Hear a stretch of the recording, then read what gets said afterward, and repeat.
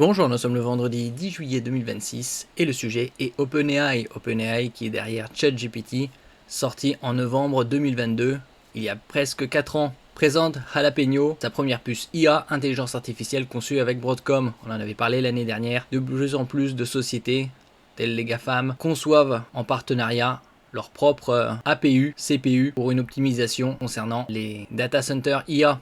OpenAI a présenté Jalapeno, sa première puce d'intelligence artificielle développée en partenariat avec Broadcom.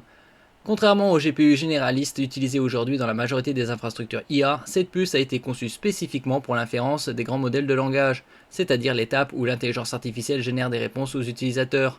Cette annonce marque une étape importante dans la stratégie d'OpenAI qui cherche à réduire sa dépendance aux accélérateurs de Nvidia tout en maîtrisant davantage ses coûts et son infrastructure de calcul. Ici à l'image, une puce optimisée pour ChatGPT et les futurs modèles. Jalapeno n'a pas été conçue pour l'entraînement des modèles, mais pour leur exécution à grande échelle. OpenAI explique que l'architecture a été développée autour des besoins spécifiques des grands modèles de langage, avec pour objectif d'améliorer les performances, la consommation énergétique et le coût par requête.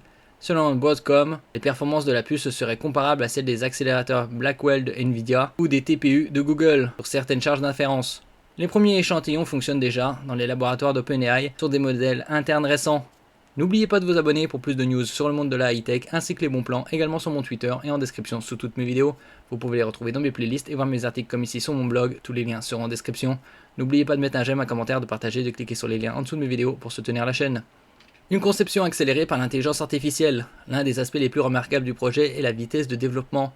OpenAI affirme que la puce a atteint l'étape de tape-out en seulement 9 mois, un délai particulièrement court pour un projet de semi-conducteur aussi complexe.